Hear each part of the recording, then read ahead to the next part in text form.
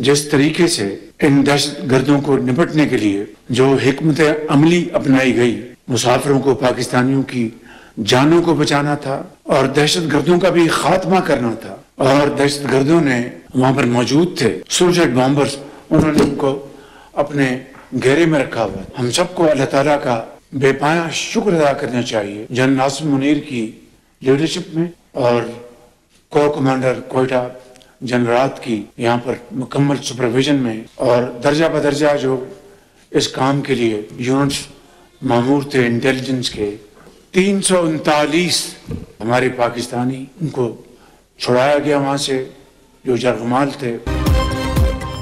मुल्क की हिफाजत करने वाले बहादुर जवानों के खिलाफ जहरीला प्रोपेगेंडा बर्दाश्त नहीं, वजीर आजम ने साफ बता दिया। पाकिस्तान ऐसे किसी दूसरे हादसे का मुतहम्मिल नहीं हो सकता। अफवाज पाकिस्तान ने बेहतरीन कारकर्दगी दिखाते हुए 339 जानों को बचाया। बलूचिस्तान और खैबर पख्तूनख्वा में दहशत गर्दी के खात्मे तक मुल्क तरक्की नहीं कर सकता। दहशत गर्दी के खिलाफ जितने वसाइल चाहिए सिपह सालार को देने का वादा किया है। मुल्क की सूरत हाल पर ऑल पार्टीज कॉन्फ्रेंस बुलाएंगे। शहबाज शरीफ का बलूचिस्तान में अमन अमान के इजलास से खिताब, कहा माजी में हजारों तालिबान को रिहा किया गया, ये लोग तालिबान की तारीफें करते नहीं थकते। एक तबके ने जाफर एक्सप्रेस वाक़े पर जो गुफ्तगू की उसका एक लफ्ज़ जबान पर नहीं लाया जा सकता। ये टोला पाकिस्तान में इंतशार का कोई मौका हाथ से नहीं जाने देता। कौम को दोस्त नुमा दुश्मन पहचानने होंगे। दहशत गर्दी से निपटने के लिए खैबर पख्तूनख्वा को 600 अरब रुपए दिए। सूबे में इंसदाद दहशत गर्दी के खिलाफ एक भी महकमा कायम नहीं किया गया। देखना होगा खतीर रकम कहां खर्च हुई। मुल्क दुश्मन बयानिए को जिस तरह हमारे मशरकी हमसाया मुल्क ने चलाया अफसोसनाक है। वज़ीर आज़म की ज़ेर सदारत इजलास में आर्मी चीफ समेत आला हुक्काम की शिरकत।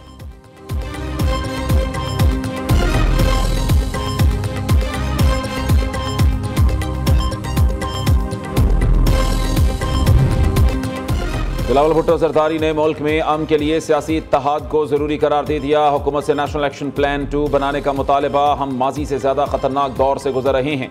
पाकिस्तान को शिकस्त देने वाली कुव्वतें तेजी से आगे बढ़ रही हैं। हर दहशत गर्दी का वाकया पहले से ज्यादा खतरनाक, ज्यादा नुकसानदेह होता है। दहशत गर्द सियासी जमातों में इत्तेहाद ना होने का फायदा उठा रहे हैं। सोचना है दहशत गर्दी के खिलाफ 1 पॉइंट एजेंडा के लिए क्या कर सकते हैं। चेयरमैन पीपल्स पार्टी का कौमी असम्बली में इजहार ख्याल, अपोजिशन रहनुमाओं को तंजिया मशवरा दिया। कैदी नंबर 804 के अलावा कभी दहशत गर्दी, महंगाई के खिलाफ भी बात कर लिया करें।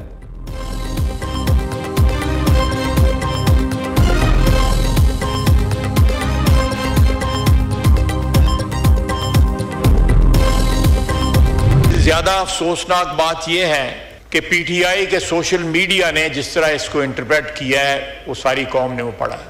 उसको जिस तरह इंटरप्रेट किया गया और ये फौज की कामयाबी के बजाय कहा गया कि ये दहशत गर्दों ने ये सारे बंदों को खुद छोड़ दी। ये सोशल मीडिया पे, मैं अपनी तरफ से नहीं कुछ कह रहा, झूठ होगा, बिल्कुल झूठ होगा, लेकिन सोशल मीडिया पे जो रिकग्नाइज्ड अकाउंट्स हैं, जो ओवरसीज लोग बैठे हुए हैं इनके, उन्होंने ये बात कही। जाफर एक्सप्रेस हमले पर पीटीआई ने मनफी प्रोपेगेंडा किया। फौज की कामयाबी को नाकामी दिखाने की कोशिश की गई। पीटीआई की क़यादत ने दहशतगर्दों को क्रेडिट दिया। तहरीक इंसाफ का सोशल मीडिया पाकिस्तान दुश्मनों की जबान बोलता रहा। जिनकी पनीरी मार्शल लॉ में लगी वो हमें ताना देते हैं। ये इक़्तिदार की जंग लड़ सकते हैं, दहशतगर्दों के खिलाफ नहीं। बताएं सवात का कस्साब कौन था जिसे यहाँ बसाया गया। वज़ीर दिफा ख्वाजा आसिफ की कौमी असम्बली में सियासी मुखालिफिन पर लफ्जी गोलाबारी। जनरल कमर जावेद बाजवा और फैज़ हमीद पर भी कड़ी तनकीद की। कहा ये दोनों दहशतगर्दों को वापस लाने के हामी थे। पीटीआई वालों ने जनरल बाजवा को बाप बनाया हुआ था। जो लोग सियासत के लिए वल्दियत बदल लें उनकी क्या हैसियत होगी। कोई शर्म होती है, कोई हया होती है।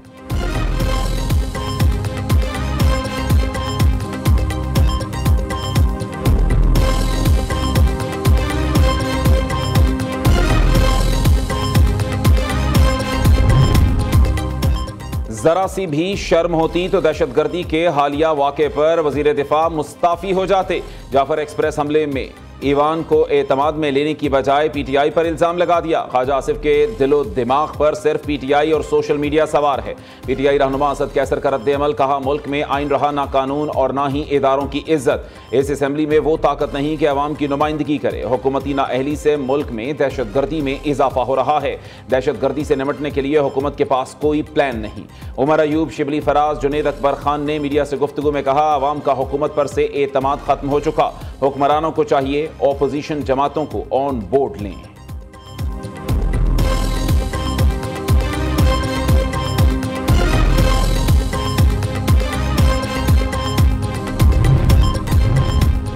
पार्लियामेंट के बजाय आईन पाकिस्तान सुप्रीम है। पार्लियामेंट भी आईन के ताबे है। आर्मी एक्ट बनाया ही इसलिए जाता है कि फौज को डिसिप्लिन में रखा जाए। क्या कल पार्लियामेंट आर्मी एक्ट में सिविलियंस के लिए मजीद शिकें भी शामिल कर सकता है? जस्टिस जमाल मंदुखेल का मिलिट्री कोर्ट्स में सिविलियंस के ट्रायल के खिलाफ समाअत के दौरान सवाल। ख्वाजा हारिस ने कहा, कानून का इत्तलाक किस पर और कैसे होना है यह तय करना पार्लियामेंट का काम है।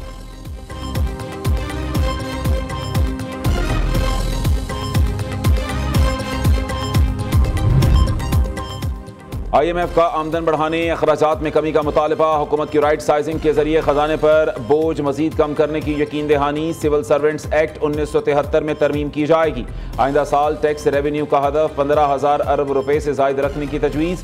नॉन टैक्स रेवेन्यू की मद में अगले माली साल 2,745 अरब जमा होने का तखमीना। टैक्स टू GDP की शरह बढ़ाकर 13% तक किए जाने का इम्कान। IMF का 1 जुलाई से ज़राई टैक्स वसूली के तरीक़ेकार पर इजहार तशवीश। सूबे ज़राई इनकम टैक्स की मौसर वसूली पर वजाहत ना दे सके।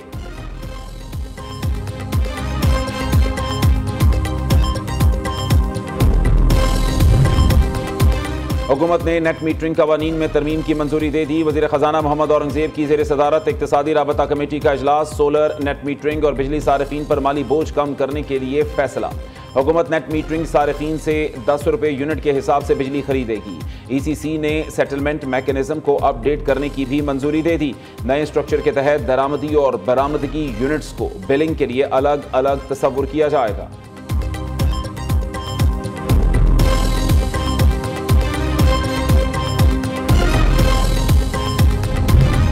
वज़ीर आला मरीम नवाज का ऐसा इक़दाम। 42,000 की बजाय 1,12,000 लैपटॉप्स खरीदने का ऐलान। वज़ीर आला पंजाब ने मज़ीद 70,000 लैपटॉप्स खरीदने की मंजूरी दे दी। स्कीम 9 अरब 96 करोड़ 67 लाख से बढ़ाकर 27 अरब 89 करोड़ 71 लाख रुपए कर दी।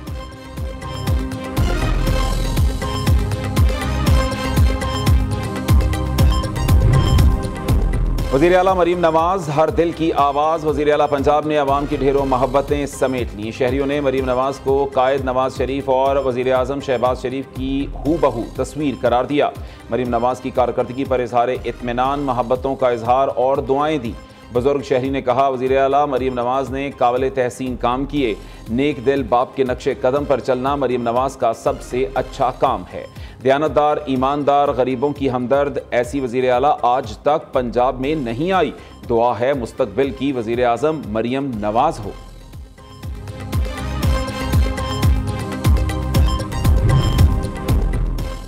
दरियाए सिंध पर 6 नहरों की तामीर के खिलाफ सिंध असम्बली में मुतफ़क्का करारदाद मंजूर। चोलिस्तान केनाल और दीगर नए नहरी मंसूबों को 1991 पानी मुआहदे की खिलाफ वर्जी करार दिया।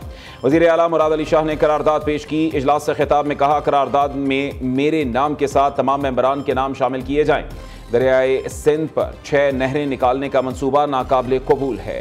सिंध का पानी किसी को नहीं देंगे। दरियाए सिंध से नहरें निकालने को मुस्तरद करते हैं। अपने हक के लिए सिंध के अवाम के साथ मिलकर एहतजाज करेंगे। इस मुल्क में जो लोग रहते हैं वो दरियाओं के मालिक हैं। मालिक की मंजूरी के बगैर कोई चीज़ तामीर नहीं कर सकते।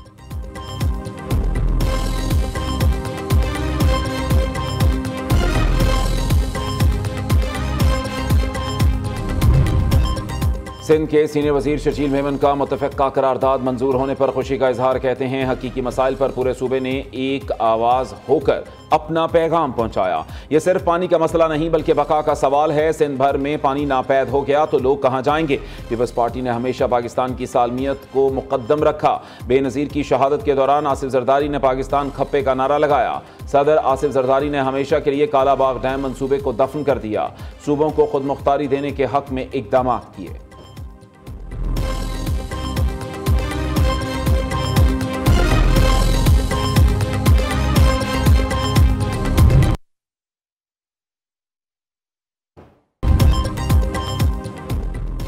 खालिद मकबूल सिद्दीकी का जाफर एक्सप्रेस हमले पर चीफ जस्टिस से सो मोटो लेने का मुतालबा। MQM के कन्वीनर ने कहा, मुल्क को साजिश के तहत निशाना बनाया गया। खैबर पख्तूनख्वा हुकूमत से भी दहशतगर्दी पर काबू पाने में नाकामी का पूछा जाए।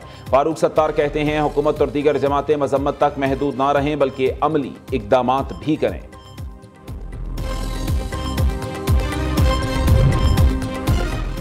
मुस्तफ़ा आमिर कत्ल केस में बड़ी पेशरफ्त। मरकजी मुलजिम अरमगान ने कत्ल का एतराफ़ कर लिया। प्रोसिक्यूशन ने मरकजी मुलजिम अरमगान के पुलिस को दिए गए बयान को फाइल का हिस्सा बना दिया। बयान के पहले हिस्से की नकूल न्यू न्यूज़ ने हासिल कर ली।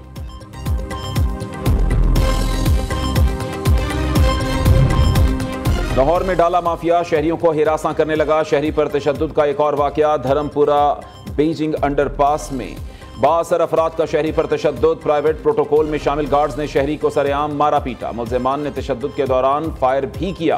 प्राइवेट प्रोटोकॉल में एक पुलिस एहलकार को भी देखा जा सकता है।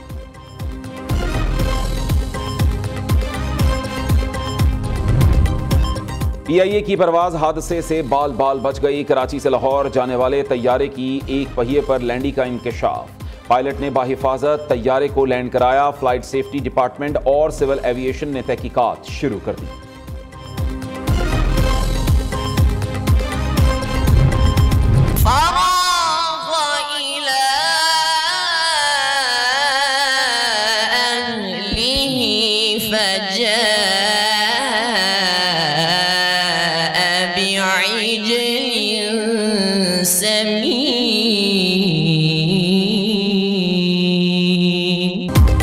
कौन बनेगा केरात का सुल्तान? पाकिस्तान के सबसे मुनफरिद और ईमान अफरोज मुकाबले में मुनीबुर रहमान 27 नंबर लेकर फातेह करार।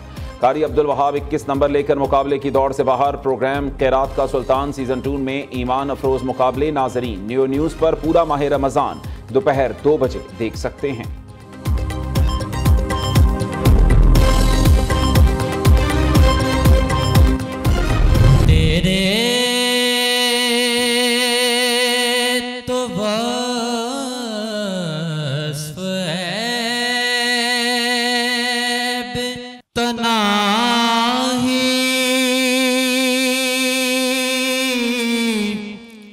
से हैं बरी